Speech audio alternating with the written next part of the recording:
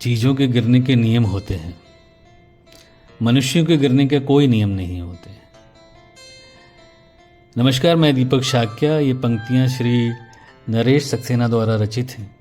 मैं पढ़ रहा था, मुझे अच्छी लगी तो मैंने सोचा रिकॉर्ड करूं कि चीज़ों के गिरने के नियम होते हैं, मनुष्यों के गिरने का कोई नियम नहीं होते। लेकिन चीज़ें कुछ भी तय नहीं कर सकती अपने गिरने के बारे में, मनुष्य कर सकते हैं।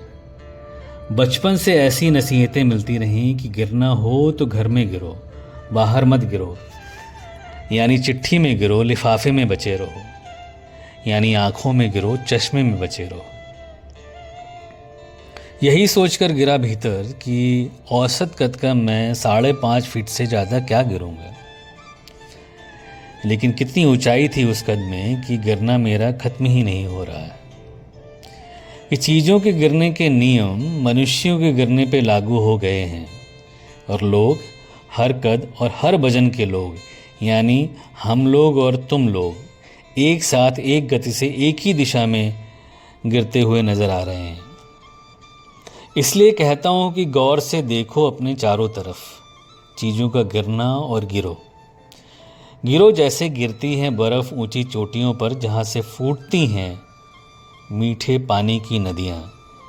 गिरो प्यासे हलक में एक फूट जल की तरह। गिरो आंसू की एक बूंद की तरह किसी के दुख में। गिरो पहले ईंट की तरह नींव में किसी का घर बनाते हुए। अंधेरे पर रोशनी की तरह गिरो। गिरो गीली हवाओं पर धूप की तरह इंद्रधनुष रचते हुए। लेकिन रुको, आज तो सिर्फ इंद्रधनुष ही रचे गए हैं, उनका कोई तीर तो रचा नहीं गया। तो गिरो उस छोटे तीर की तरह, बंजर जमीनों को वनस्पतियों और फूलों से रंगीन बनाते हुए।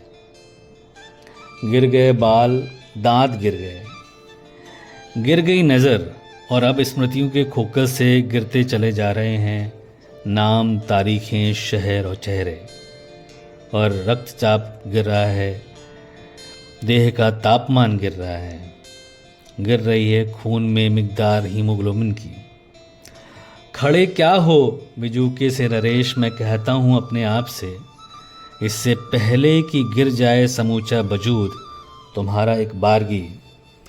तुम करो अपना तय गिरना, अपने गिरने की सही वजह और वक्त तय करो। और गिरो किसी दुश्मन पर गाज की तरह गिरो, उल्कापात की तरह गिरो, वज्रपात की तरह गिरो। मैं कहता हूँ गिरो। नमस्कार।